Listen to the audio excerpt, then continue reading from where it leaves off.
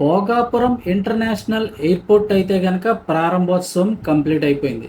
ఇక త్వరలోనే ఈ ఎయిర్పోర్ట్ నుంచి అయితే గనక సేవలు కూడా ప్రారంభం కానున్నాయి. ఈ పరిస్థితుల్లో చాలా మందికి అయితే గనక ఒక అనుమానం ఉండిపోయింది. మరి ఇప్పటి వరకు రన్ అయినటువంటి విశాఖపట్నం విమానాశ్రయాన్ని ఏం చేస్తారు? పూర్తిగా మూసేస్తారా? లేకపోతే ఆ ప్లేస్‌లో ఇంకోటి ఏమైనా కడతారా? దాని పరిస్థితి ఏంటి? దాన్ని వాడతారా? అనేది చాలా మందికి డౌట్ ఉంది. దీనిపై కేంద్రం ఫుల్ క్లారిటీ అయితే ఇచ్చింది. విశాఖపట్నం ఎయిర్‌పోర్ట్‌కి సంబంధించి కేంద్రం ఏం చెప్తోంది ఒకసారి అయితే తెలుసుకుందాము. వీడియో తప్పకుండా లైక్ చేయండి.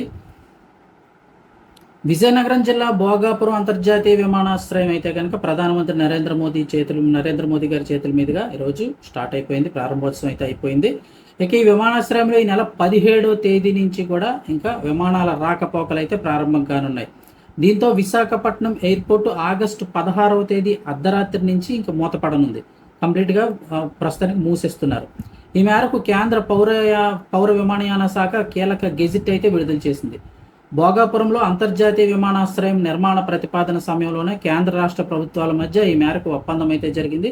అయితే తాజాగా కేంద్రం విడుదల చేసిన గెజిట్లో భోగాపురం విమానాశ్రయాల్లో రాకపోకలు ప్రారంభమైన వెంటనే అంటే 17వ తేదీ నుంచి దాదాపు 30 ఏళ్ల పాటు విశాఖ విమానాశ్రయం నుంచి పౌర విమానయాన సర్వీసులు అయితే కనుక ఇంకా నిలిచిపోనున్నాయి. అంటే రెగ్యులర్గా తిరిగే విమాన సర్వీసులన్నీ కూడా ఇంకా విశాఖపట్నం నుంచి నిలిచిపోనున్నాయి. అయితే ప్రస్తుతం ఇప్పటి వరకు కూడా ఈ విమానాలకు సంబంధించి చూసినట్టయితే ఈ విశాఖపట్నం విమానాశ్రయాన్ని భారత నౌకాదళం నేవీ ఆధ్వర్యంలో నిర్వహించబడుతుంది. ఓ పక్క నేవీ, ఓ పక్క పౌర విమానయాన శాఖ రెండు కలిపి ఇప్పటి వరకు విశాఖ విమానాశ్రయాన్ని అయితే నిర్వహించాయి. ఇప్పుడు ఇక ఈ విశాఖకు సంబంధించిన ఇంటర్నేషనల్ ట్రాన్స్పోర్ట్ కోడ్ VTZ ను కూడా అల్లూరి విమానాశ్రయానికి బదిలీ చేస్తున్నట్లుగా కేంద్ర విమానయాన పౌర శాఖ అయితే పేర్కొంది. అయితే ఇక్కడ ఒక క్లియర్గా కేంద్రం అయితే చెప్తోంది, పౌర విమానాలు నిలిచిపోయినప్పటికీ అంటే రెగ్యులర్గా నడిచే విమానాలు నిలిచిపోయినప్పటికీ కూడా నాన్ షెడ్యూల్ విమాన సేవలు అయితే యథావిధిగా విశాఖపట్నంలో కొనసాగుతాయి అంటూ కేంద్ర ప్రభుత్వం స్పష్టం చేసింది.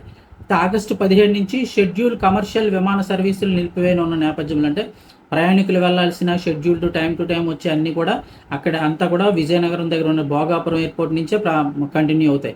కాకపోతే ప్రైవేట్ సంస్థలకు చెందిన విమానాలు కానీ, చార్టెడ్ ఫ్లైట్లు కానీ, అలాగే కేంద్ర ప్రభుత్వానికి, రాష్ట్ర ప్రభుత్వాలకు చెందిన కొంతమంది వివిఐపీలు కూడా వస్తూ ఉంటారు కదా, అలాంటి ఉన్నతాధికారులు ప్రయాణించే ప్రత్యేక విమానాలు కానీ, హెలికాప్టర్ సర్వీసులు ఇవన్నీ కూడా ఈ వైజాగ్ ఎయిర్పోర్ట్లో అయితే కనుక వినియోగించుకోవచ్చు అని చెప్తున్నారు. వాటి ల్యాండింగ్కి, టేకాఫ్కి ఎలాంటి ఆటంకం ఉండదని కేంద్రం తెలిపింది. సాధారణ ప్రయాణికుల కోసం షెడ్యూల్ విమానాలు, రెగ్యులర్ విమానాలు అన్నీ కూడా ఇంక నిలిపివేసినప్పటికీ ప్రత్యేక అవసరాల కోసం నాన్ షెడ్యూల్డ్ విమానాల కార్యకలాపాలన్నీ కూడా విశాఖపట్నంలోనే కొనసాగుతాయని, దీంతో ప్రభుత్వ, కార్పొరేటు అత్యవసరాల కోసం ఈ విమానాశ్రయ సేవలు అన్నీ కూడా అందుబాటులో ఉంటాయని అయితే ప్రభుత్వం తెలిపింది. సో విమానాశ్రయం అయితే ఎటువగా మూసేయడం అది ఏమీ లేదు.